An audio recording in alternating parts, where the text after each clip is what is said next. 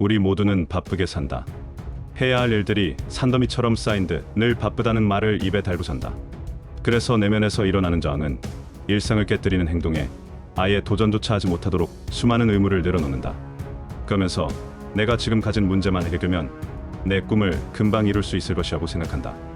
이 형편없는 직장을 그만두면, 좀 더 활기찬 도시로 이사하면, 돈을 좀 더 모으면, 살을 좀 더 빼고 나면, 사랑하는 사람을 만나고 나면, 내가 내 자신에 대해서 좀 더 당당해지면, 마치 그렇게 되면 현재 가지고 있는 불행이 모두 싹 해결될 거라고 믿는다. 그렇게 되면 내가 행복해지고 마음의 여유를 충분히 누릴 수 있을 거라고 생각한다.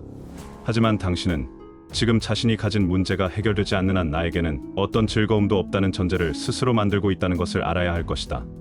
당신이 버킷리스트를 만들고 5년 계획이나 3년 계획, 그리고 1년 계획을 세우고 수없이 많은 실천거리에 질려 있을 때 성공하는 사람들은 전혀 다른 행동을 한다는 것을 당신은 알아야 한다.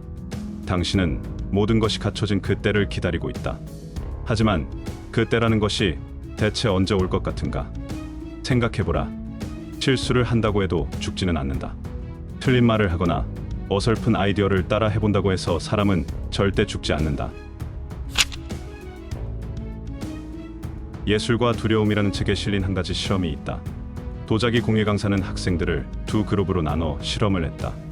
1번 그룹에는 50개를 만들면 A 성적을 받게 되고 40개를 만들면 B의 성적을 받을 수 있을 거라고 설명했다. 그리고 2번 그룹에는 한 학기 동안 만든 작품 중 최고로 잘 만든 작품 한 점만으로 점수를 평가받게 될 것이라고 설명했다. 1번 그룹은 양으로 평가한다고 말한 것이고 2번 그룹은 질로 평가한다고 말한 것이었다. 이 실험의 결과는 매우 흥미로웠다. 기술적인 면, 섬세한 면, 그리고 미적 감각 면에서 모두 최고의 점수를 받은 작품을 제출한 학생들이 모두 양으로 평가받은 1번 그룹에 속해 있었던 것이다. 양으로 평가받는 학생들은 더 많은 작품을 제출하려고 도자기를 수도 없이 빚어댔다. 그러는 동안 흙을 다루는 일 자체가 점점 능숙해져서 한 점 한 점 빚어가면서 많은 실수를 통해 여러 가지를 배우게 된 것이다. 반면 질 중심의 2번 그룹 학생들은 최고의 한 점을 만들기 위해 세밀한 계획을 세웠다. 완벽하고 정교하게 빚기 위해 계획을 짜는데 많은 시간을 보내는 바람에 한 학기 동안 몇 점도 완성하지 못한 것이다. 연습 시간도 부족해서 실력도 전혀 향상되지 못했다. 매번 실패하는 사람의 공통점은 준비가 덜 된 것을 시작하지 않아야 할 신호로 여긴다는 것이다. 계획을 계속해서 새롭게 바꿔보면서 완벽하다는 느낌을 받을 때까지 몇 번이고 계획 수정하는데 시간을 써버린다. 하지만 곰곰이 돌이켜보면 알 것이다. 사람이 가장 자부심을 느끼는 때는 처음부터 끝까지 완벽했을 때가 아니다. 내 능력 밖의 일이었거나 중간중간 실수투성이었던 일을 결국 해냈을 때 그 성취함에서 느끼는 자부심이 가장 크게 느껴진다. 가장 많이 성장하고 큰 성취를 한 때는 바로 실수와 실패를 가장 많이 하고 큰 장애물을 기어코 극복했을 때일 것이다. 성공한 사람들은 어차피 한 번에 완벽하게 성공할 수 없다는 것을 알고 시작한다. 하지만 실패하는 사람들은 실패를 하지 않기 위해 거의 완벽에 가까운 계획을 세우느라 시간만 허비하다가 결국에는 이도저도 못하는 상황이 돼버릴 때가 많다. 실패를 거듭해야 하는 여유를 스스로 허락하면서 형편없는 아이디어는 가능한 한 빨리 내던져야 한다. 그러다 보면 자신도 모르게 제대로 일할 수 있는 경지에 다다르게 되는 것이다. 모든 사람은 창의적이다. 우리 모두는 살면서 아이디어를 짜내고 문제 해결책을 찾으며 꿈꾸고 자신의 길을 개척해 나가고 있다. 그리고 우리 자신의 삶은 우리가 만들어내는 궁극적인 창조물이다. 글을 잘 쓰고 싶은 사람에게 제일 중요한 것이 엉망진창인 초안을 써보도록 스스로에게 허락하는 것이다. 발표도 마찬가지다. 강연을 잘하거나 많은 사람들 앞에서 프로젝트 발표를 잘하고 싶다면 엉망진창인 발표를 경험하도록 스스로를 허락해 주어야 한다. 바로 이런 태도가 빠르게 실패하기의 핵심이다. 직접 해보지 않는 이상 일의 본질이 무엇인지, 일을 하면서 어떤 기분이 들지, 그 결과가 어떻게 나에게 주어질지 아무도 모르는 일이기 때문이다. 내가 돈을 벌고 싶다면 나는 먼저 돈에 대해 실패를 맛봐야 한다. 내가 취업을 하고 싶다면 취업 실패를 먼저 맛봐야 하고, 내가 장사를 하고 싶다면 장사의 실패를 맛봐야 한다. 실패를 피해야 할 것으로 치부해서는 안 된다는 말이다.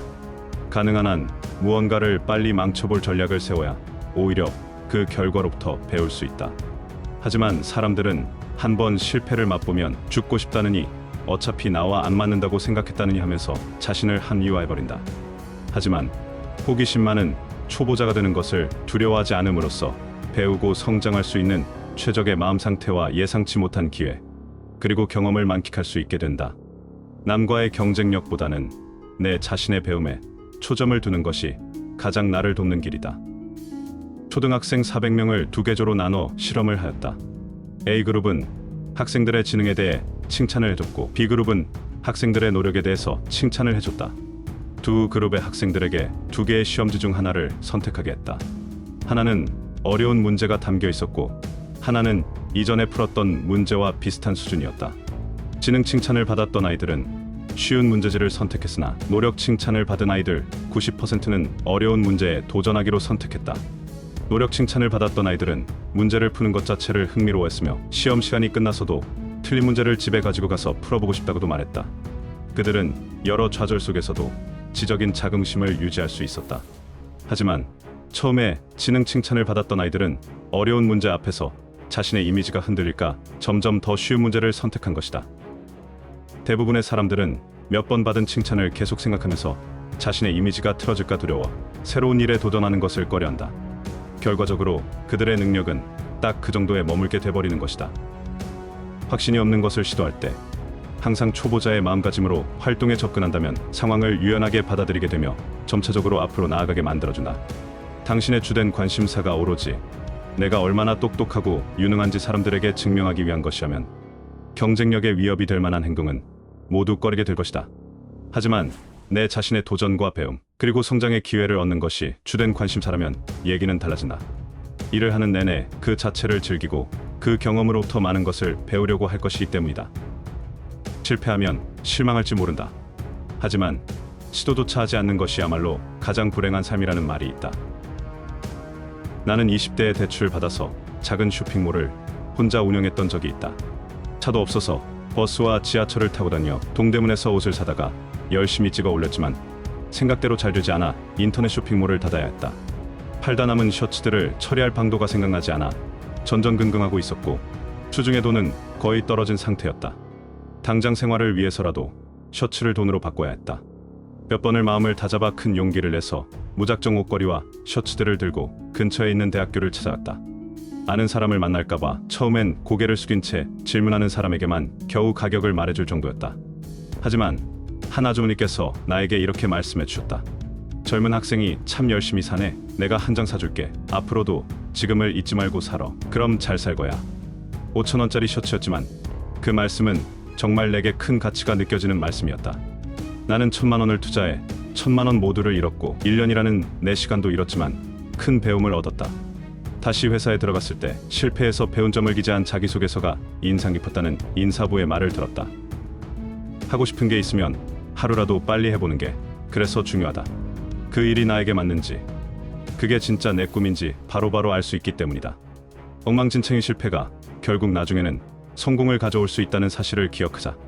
1년 뒤가 중요한 게 아니다. 바로 오늘, 그리고 내일 내가 내 목표를 위해 무엇을 해볼 것인지가 중요하다. 계획을 세우는 시간은 짧게, 행동하는 데는 많은 시간을 투자해보자.